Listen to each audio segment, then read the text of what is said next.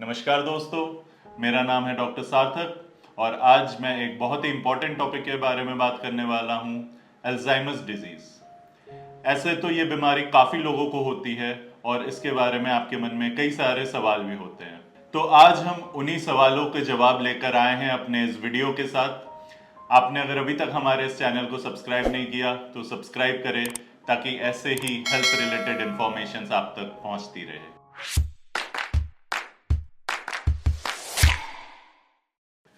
तो जो पहला सवाल लोगों के मन में आता है कि अल्जाइमर्स और डिमेंशिया के बीच में क्या डिफरेंस है। तो अल्जाइमर्स जो है almost similar to dementia. Alzheimer's और डिमेंशिया दोनों ही भूलने की बीमारी है और डिमेंशिया एक ब्रॉडर टर्म है जिसके अंडर अल्जाइमर्स आता है।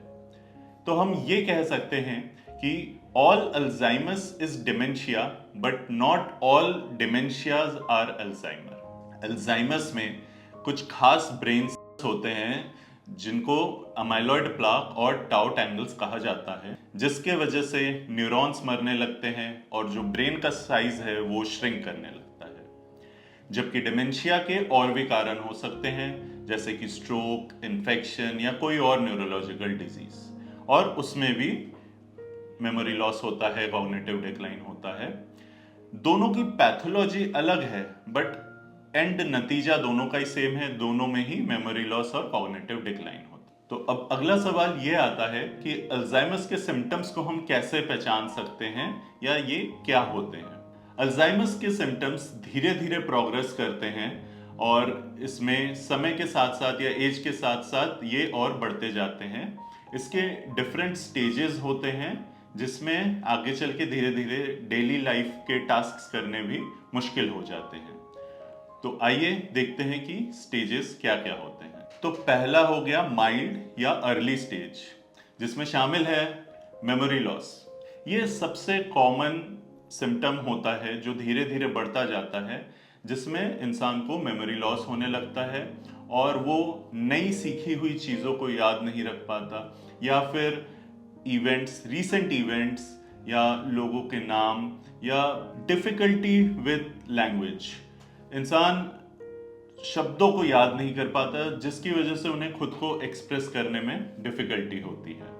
मिसप्लेसिंग ऑब्जेक्ट्स, इंसान चीज़ों को रख के भूल जाता है या चीज़ों को कहाँ रखा है उसे याद नहीं कर पाता, जिससे उन्हें अपने रेगुलर लाइफ की चीज़ें ढूंढने में दिक्कत होती है। प्रॉब्लम सॉल्विंग एंड ऑर्गेनाइजिंग, किसी भी चीज़ को प्लान करने में, समझने में या किसी भी तरह के कॉम्प्लेक्स टास्क करने में उन्हें दिक्कत आने लगती है। बिहेवियरल और पर्सनैलिटी चेंजेस, समय के साथ साथ धीरे धीरे बिहेवियर में चेंजेस आने लगते हैं, इरिटेबिलिटी शुरू हो जाती है, एंगर इश्यूज आते हैं और धीरे धीरे सोशल विड्रॉल या इंसान डिप्रेशन में भी जा सकता है। इसके बाद आता है मॉडरेट स्टेज। मॉडरेट स्टेज में भी मेमोरी लॉस है, जिसमें अब मेमोरी लॉस और सीवियर हो जाता है और इंसान अपने लाइफ के इम्पॉर्टेंट इवेंट्स या जैसे कि टेलीफोन नंबर्स या अपने ऑफिस का नाम वगैरह भी भूल जाते हैं। Confusion about time and place, धीरे धीरे टाइम का, समय का, मंथ, कौन सा साल है, इन चीजों का भी कंफ्यूजन शुरू हो जाता है या याद नहीं रहता। Poor short term memory, recent चीजें बिल्कुल याद नहीं रहती, हाल ही में हुई कोई घटना या कोई नई सीखी हुई चीज बिल्कुल इंसान भूल जाता है। Difficulty in recognising family and friends, अपने जान पहचान के लोगों को पहचान नहीं पाते हैं या फैमिली मेंबर्स को भी पहचान नहीं पाते हैं। और इसके अलावा धीरे धीरे यूरिनरी या बॉवेल इनकंटिनेंस भी डेवलप होने लगता है, जिससे कि बाथरूम यूज करने में भी डिफिकल्टी होती है। अब लास्टली सीवियर स्टेज, अब इस स्टेज में आके इंसान अपने आसपास के सराउंडिंग्स, लोगों के बारे में या दूसरी चीज़ों के बारे में कंप्लीटली अनअवेयर हो जाते हैं, कंप्लीटली भूल जाते हैं।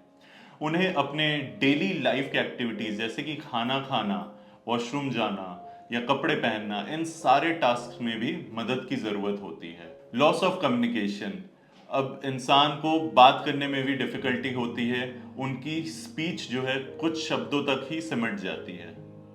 इसके अलावा इन्फेक्शंस के लिए भी वो और प्रोन हो जाते हैं क्योंकि प्रॉपर हाइजीन मेंटेन नहीं हो पाता। इस स्टेज में पहुंचकर उनके केयर के लिए कंफर्ट के लिए राउंड द क्लॉक मदद की जरूरत होती है। तो इन तीनों स्टेजेस के सिम्टम्स ही धीरे धीरे और वर्स होने लगते हैं। तो अगर आपको आपके लव्ड वंस में या आसपास किसी में भी इस तरह के सिम्टम्स नजर आ रहे हैं तो जल्दी से अपने हेल्थ केयर प्रोवाइडर से मिले, क्योंकि इसका एकमात्र इलाज है अर्ली डायग्नोसिस। जितने जल्दी से जल्दी ये प्रॉपर डायग्नोसिस होगा उतना अच्छा रहेगा।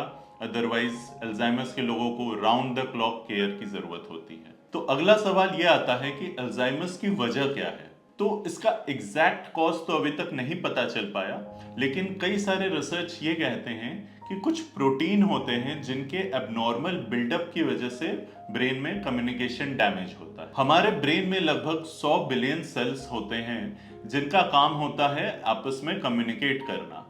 तो जब इनके बीच में एबनॉर्मल प्रोटीन का बिल्डअप होता है तो उससे कम्युनिकेशन में डिफिकल्टी आती है। प्रोटीन जैसे कि अमाइलॉइड प्रोटीन जो कि हमारे ब्रेन में प्लाक्स बनाता है, और दूसरा होता है टाउ प्रोटीन जो कि हमारे ब्रेन में ट्विस्टेड फाइबर्स के फॉर्म में टैंगल्स बनाता है। यही प्लाक या टैंगल्स अगर काफी ज्यादा बड़े हो जाएं तो उसकी वजह से कम्युनिकेशन हैम्पर होने लगता है और धीरे धीरे जो ब्रेन सेल्स है वो डैमेज होने लगते हैं, मरने लगते हैं, जिसकी वजह से अल्जाइमर्स होता है। लेकिन ये अभी भी रिसर्च स्टेज में है और आगे की रिसर्च अभी भी जारी है। इनके अलावा कुछ ऐसे फैक्टर हैं जो कि अल्जाइमर्स कॉज कर सकते हैं, जैसे कि एज हो गया, फैमिली हिस्ट्री हो गई, डाउन सिंड्रोम जिनको होता है, हार्ट की डिजीजेस रहती हैं, या फिर डायबिटीज, डिप्रेशन, या लाइफस्टाइल प्रॉब्लम्स भी जिनको है, लाइफस्टाइल कंडीशंस जैसे कि बीइंग ओवरवेट और obese, less activity, excessive alcohol intake, smoking. तो these are some of the factors जो कि अल्जाइमर्स कॉज कर सकती है। क्या अल्जाइमर्स का इलाज संभव है? अनफॉर्चुनेटली अभी तक इसका कोई क्योर नहीं है, लेकिन कुछ थेरेपीज और मेडिकेशंस है जिससे इसके प्रोग्रेस को कंट्रोल किया जा सकता है। मेमोरी लॉस या कॉग्निटिव डिक्लाइन को कंट्रोल करने के लिए हम कोलिनेस्टरेज इनहिबिटर्स का इस्तेमाल करते हैं, जैसे कि डोनेपेजिल, रिवास्टिगमिन और गैलेंटामाइन। इसके अलावा अगर सिम्टोमेटिक ट्रीटमेंट की भी बात की जाए तो आपके डॉक्टर्स आपको antipsychotic, anti depressant, anti convulsant इस तरह की दवाइयां भी दे सकते हैं। ये समझना बहुत ही जरूरी है कि अल्जाइमर्स एक प्रोग्रेसिव डिजीज है और समय के साथ साथ ये और बिगड़ता जाता है। इसलिए इसका एकमात्र उपचार है अर्ली डायग्नोसिस एंड ट्रीटमेंट। तो अगर आपको अपने आसपास के किसी भी इंसान में ये सिम्टम्स नजर आ रहे हैं तो अपने डॉक्टर से जरूर मिलें। इसके अलावा बिहेवियरल थेरेपी और काउंसलिंग भी पेशेंट, फैमिली मेंबर्स और केयर गिवर्स सबके लिए काफी हेल्पफुल और बेनिफिशियल हो सकता है। इसको कंप्लीटली अवॉइड करना तो मुश्किल है क्योंकि ये बीमारी आपके हाथ में नहीं है, लेकिन फिर भी कुछ चीजों की प्रैक्टिस करके इससे बचा जा सकता है, जैसे कि regular exercise, yoga, jogging, gym भी ज्वाइन किया जा सकता है। इससे आपकी बॉडी एक्टिव रहेगी। इसके अलावा मेंटल स्टिमुलेशन, पजल्स खेलना, बुक पढ़ना, सबसे इंपॉर्टेंट है अपने ब्रेन को एक्टिव रखना। Plus healthy diet, regular healthy diet, balance diet, salads, fruits, omega 3 का कंजम्पशन भी आपको इसमें मदद करेगा। इसके साथ ही साथ सोशल एंगेजमेंट भी जरूरी है। रेगुलर अपने फैमिली मेंबर्स से मिलना, फ्रेंड से मिलना, बातें करना आपके ब्रेन को स्टिमुलेटेड रखता है, एक्टिव रखता है। और लास्टली रेगुलर हेल्थ चेकअप भी जरूरी है। अगर आपके किसी फैमिली मेंबर को अल्जाइमर्स होता है तो उनका ख्याल कैसे रखा जाए? अगर आपके फैमिली मेंबर को अल्जाइमर्स है तो इसमें सबसे जरूरी है आपकी अंडरस्टैंडिंग और सपोर्ट। उन्हें चीजें रिपीट करने की जरूरत होती है, इसलिए आपके पेशेंस की जरूरत है। रूटीन मेंटेन कीजिए क्योंकि फैमिली एनवायरनमेंट उनके लिए कंफर्टेबल होता है। प्लस उनकी सेफ्टी का ध्यान रखना है। अगर आप कहीं बाहर जा रहे हैं तो उन्हें जरूर बता के जाएं।